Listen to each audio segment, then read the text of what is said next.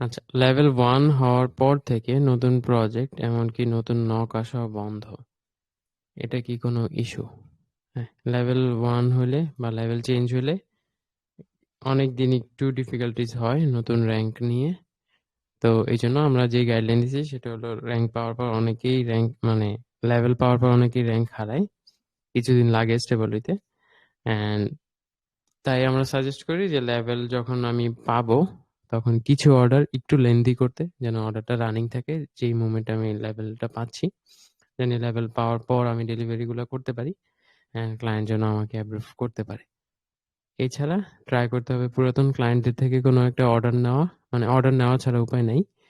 And পুরাতন ক্লায়েন্টদেরকে inbox করে knock দিতে হবে তাদের আর কিছু লাগবে নাকি। দেন ওদের যদি লাগে তাহলে অর্ডার ওইভাবে কাস্টম অফার পাঠায় অর্ডারটা নেওয়া।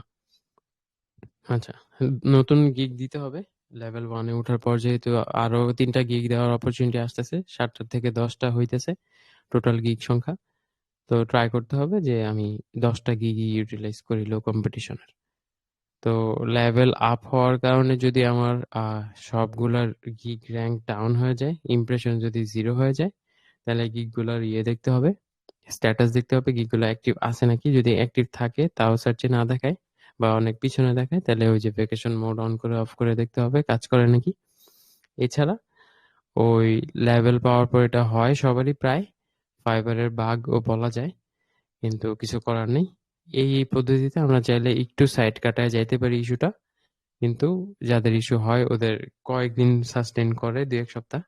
তো এই ২-১ সপ্তাহ প্যানিক না হয়ে অন্য কাজগুলোতে ফোকাস করলে ভালো বা নতুন গিগ দেওয়াতে ফোকাস করলে ভালো। তো হ্যাঁ, যাদের লেভেল নতুন লেভেল পায় তো তাদের ক্ষেত্রে রানিং অর্ডার রেখে কমপ্লিট করলে ওইটাতে মোটামুটি কোনো এফেক্ট হয় না। আমরা ইউজুয়ালি ওইরকম এফেক্ট দেখতে মানে দেখি না। হ্যাঁ, এটা একটা ওয়ে। আর যেটা বলতে চাইছিলাম সেটা হলো লেভেল যখন পাচ্ছি এটা কেন হয়, আমরা যদি একটু নিজেদের মতো এক্সপ্লেনেশন করি বা নিজেদের মতো একটা ধারণা করে নিই, যদিও ফাইবার কোথাও এটা বলে নাই বা বলবে না। তো সেটা হলো আমি যখন লেভেল পাচ্ছি, ফার্স্ট অফ অল আমি নিউ সেলারদের মধ্যে হয়তো বেস্ট পারফর্ম করতেছি। লেভেল 1 সেলারদের কিন্তু আবার অনেকেই এর মধ্যে আবার বেস্ট পারফর্মিং আছে, তাই না? তো আমি যখন লেভেল পাইতেছি তখন আমার কম্পিটিশন লেভেল 1 দের সাথে কম্পেয়ার হইতেছে। আমি মাত্র নতুন একজন লেভেল 1 সেলার। তো আমার থেকে যারা বেটার পারফর্মিং ওদেরকে আগে দেখানোটাই স্বাভাবিক। নতুন সেলাররা কিছু এক্সট্রা বেনিফিট পায় থাকে, লাইক নিউ অ্যারাইভেলে আসে, সাজেস্টেড গিগ এর মধ্যে আসে, এগুলা কোনো রিভিউ না থাকলেও ফার্স্ট পেজে দেখায়। এগুলো অবভিয়াসলি আমি যখন একটু পুরাতন হয়ে যেতেছি লেভেল 1 বা লেভেল 2 তখন আর এই বেনিফিট গুলো আমি পাচ্ছি না। তখন আমার ওই অর্ডারের থ্রুতে হয়তো ভালো পজিশনে আসতে হবে, অথবা আমার গিগ অপটিমাইজ ওইভাবে থাকতে হবে বা আমার সার্ভিসটা ওরকম ডিমান্ড থাকতে হবে, লো কম্পিটিশনের মধ্যে থাকতে হবে। তাইলে আমার হয়তো সাস্টেনেবল অর্ডার আসতে থাকবে আর কি regularly. Plus end of the day market place তো মার্কেট প্লেসই।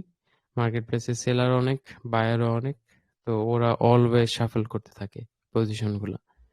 তো এই জন্য মার্কেট প্লেসে ফুলি ডিপেন্ডেন্ট না হয়ে মানে নিজের কিছু প্রজেক্ট করা, কোনো একটা ইন্টার্নশিপ বা জবের মধ্যে থাকা, সাইড বাই সাইড ফ্রিল্যান্সিং গুলা করা, তাইলে লাইফটা ইজিয়ার হয়ে যায়।